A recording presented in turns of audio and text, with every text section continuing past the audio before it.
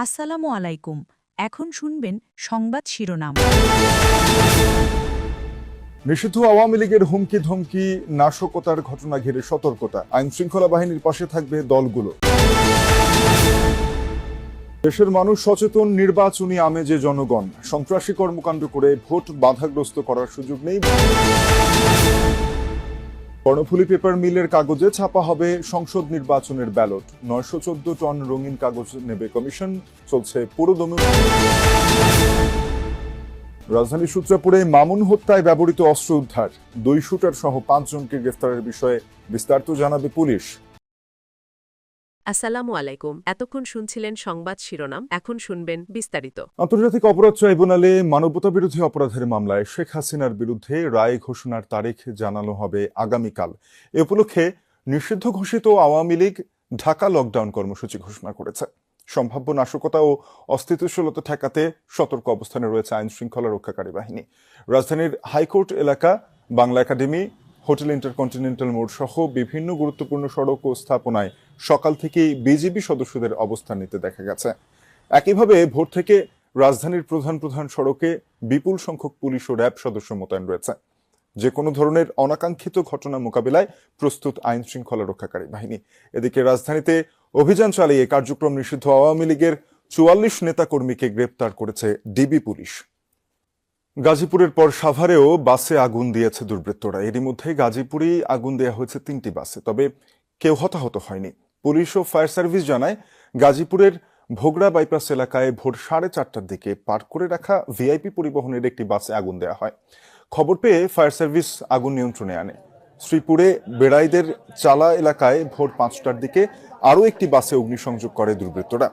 আধা ঘন্টার চেষ্টায় আগুন নেভানো হয় ফায়ার সার্ভিসের তৎপরতায়। মঙ্গলবার রাত 10টা নাগাদ কালিয়াকৈর নবীনগর সড়কের চক্রাকার এলাকার রাস্তার পাশে পার্ক করে রাখা একটি মিনি বাসে আগুন দেওয়া হয়। পুলিশ জানিয়েছে, নাশকতাকারীদের শনাক্ত করে আইনের আওতায় আনার কাজ চলছে। এদিকে সাভারের আশুলিয়ায় আলিফ পরিবহনের একটি বাসে আগুন দিয়েছে দুর্বৃত্তরা। ভোরের দিকে সরকার মার্কেট এলাকায় নারী ও শিশু হাসপাতালের সামনে হয় এই ঘটনা।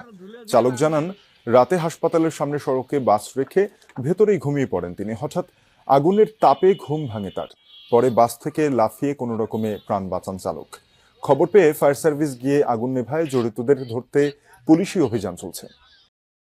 গাড়ির মধ্যে ঘুমাইছিলাম, হঠাৎ দেখি আগুনের তাপ আসে আমার গায়ে লাগছে।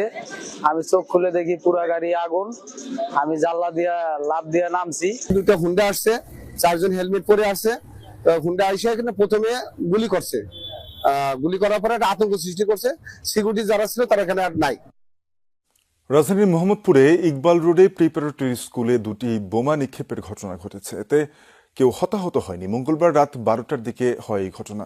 2টি মোটরসাইকেলে 4 জন এসে পরপর 2টি বোমা প্রিপারেটরি স্কুলে লক্ষ্য করে নিক্ষেপ করে। পরে তারা মোটরসাইকেল নিয়ে পালিয়ে যায়। সিসি ক্যামেরার ফুটেজে শনাক্ত করা হয়েছে মোটরসাইকেল ও আরোহীদের। চালকের মাথায় হেলমেট, বাকি 2 জনের মুখে মাস্ক ও মাথায় ক্যাপ পরা ছিল।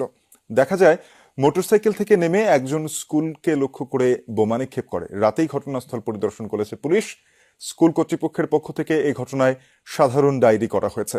স্কুলের ক্লাস পরীক্ষার স্বাভাবিক আছে, তবে বাড়তি সতর্কতা নেওয়া হয়েছে বলেও জানিয়েছেন মোহাম্মদপুর প্রিপারেটরি স্কুল প্রশাসনিক কর্মকর্তা।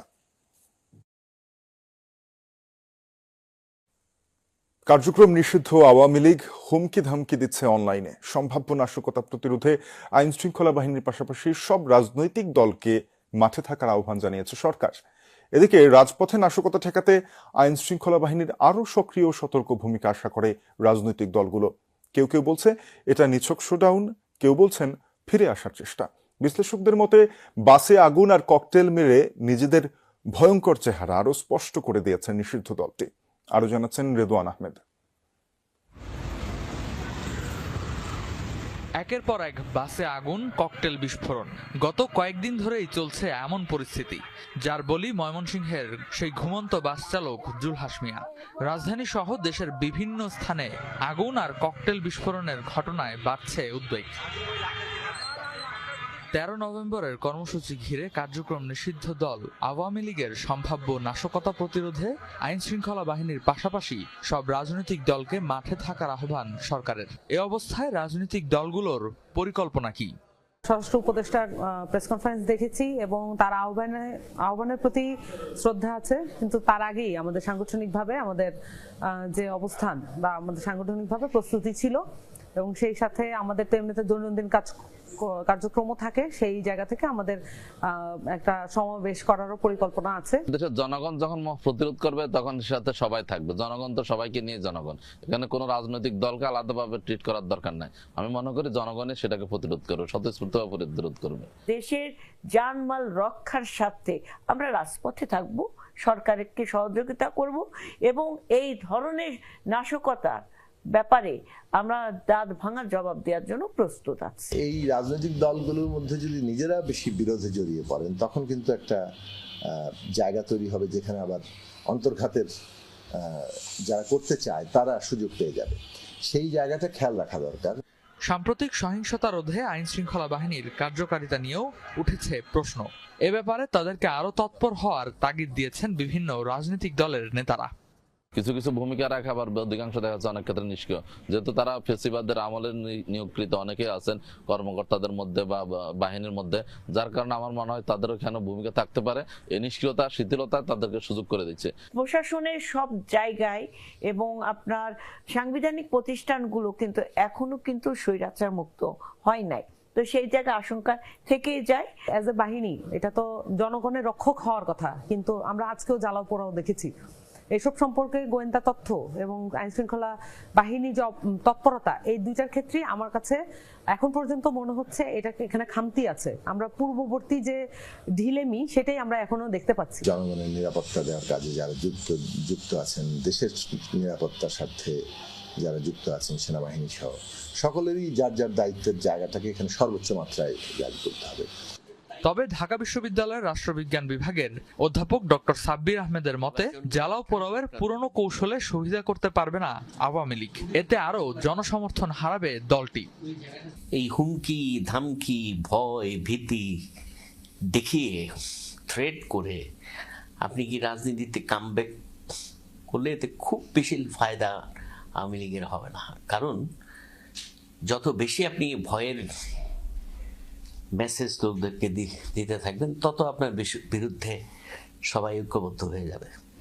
এ ধরনের নাশকতার কালচার বন্ধে আইন শৃঙ্খলা বাহিনীর পাশাপাশি জনসাধারণকেও সজাগ থাকার আহ্বান রাজনীতিবিদদের।